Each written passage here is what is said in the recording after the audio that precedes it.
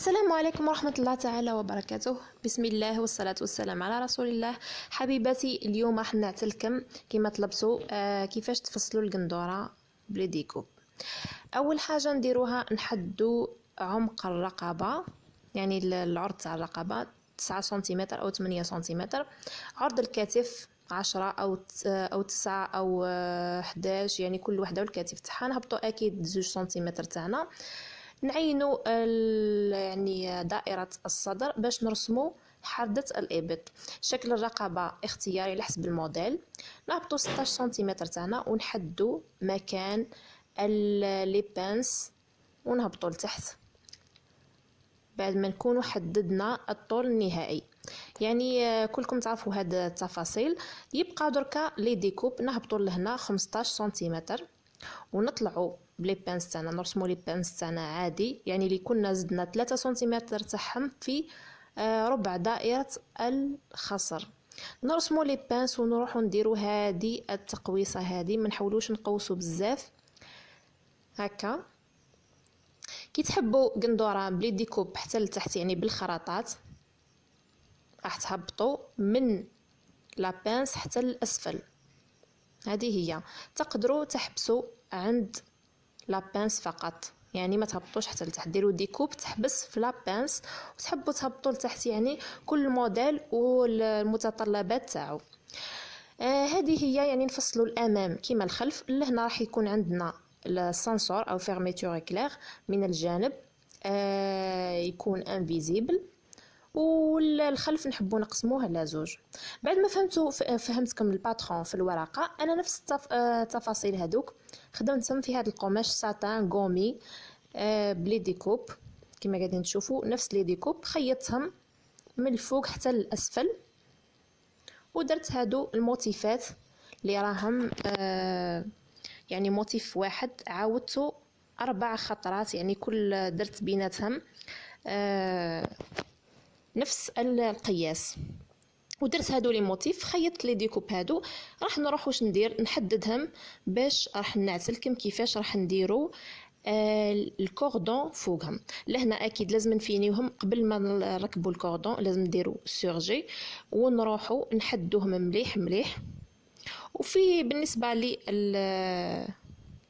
السجاف، هنا درت انايا الساتان ودرت له لا توال كولونت، لصقتها مليح باش راح نسجف الرقبه تاعي تاع الامام وتاع الخلف بهذه الطريقه، باش لانه القماش هذا شويه خفيف، باش تجيني الرقبه تاعي مسجفه مليح ومفينيه مليح.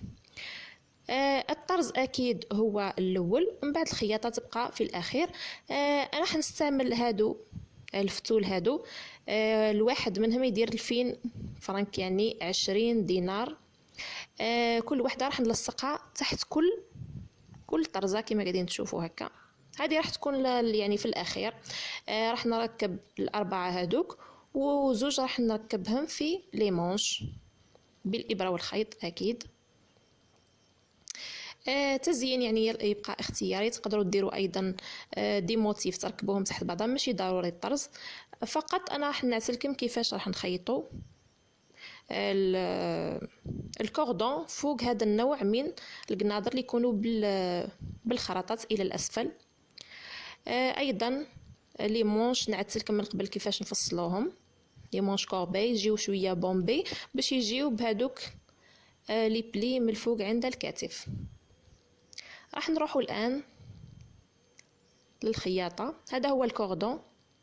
من الاحسن تشريو نوع مليح، هذا في حرير يعني شويه يتسنسر هكا يفسد.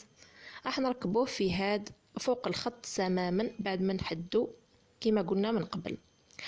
نشريو يعني الكميه اللي تكفينا. تحبوا تديروا نفس العمليه من الخلف، انا لهنا راح ندير فقط من الامام. من الخلف ما درتش لي ديكوب، من الخلف درت فقط لي بانس لانه من اللورا ماهيش مطروزه. نروحوا اول حاجه نحطوا القماش اللي راح نسجفوا به الوجه مع الوجه، يعني لا طوال كولونت راح تكون من الاسفل، الوجه تاع القندوره مع الوجه تاع القماش كما فهمتكم ديما. هذه هي نفس الطريقه نعاودوها في اي موديل، ونحطوا ونروحوا نعقبوا على الرقبه تاعنا كامل باش نسجفوها ونقصوا اكيد الزائد فيما بعد ما نكملوا الخياطه.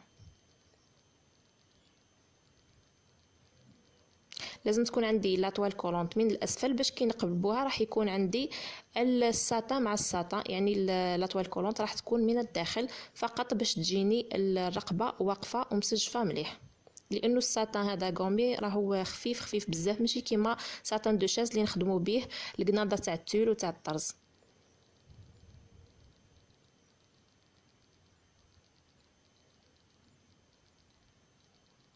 هكا بهذه الطريقه نروح نكملوا نسجفوها كامل ونرجع لكم.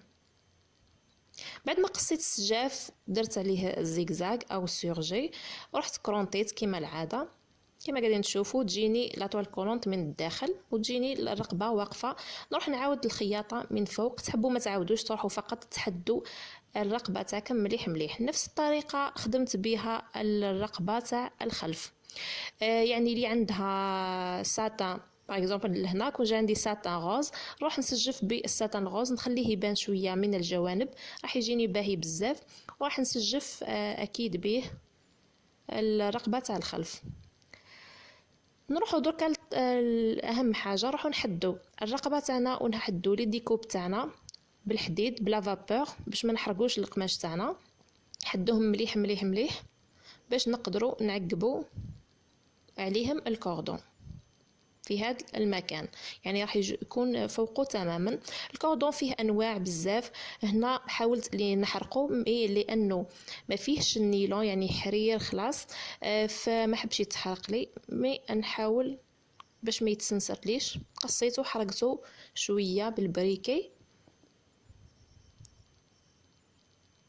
دوكا واش نروحو نديرو، نروحو نحاولوا ان نخيطوا هذا الكوردون تاعنا، نرخفوا شويه في لا طونسيون تاع الماشينه باش ما تكمش ليش الكوردون مع القماش. اللي تحب تحكموا باليد بالخياطه باليد ايضا ممكن، لانه كاين انواع يعني كي تخيطوهم يتكمشوا يعني على حسب النوع تاع الكوردون. كي تروحوا تشريو من الاحسن تخيروا النوع المليح.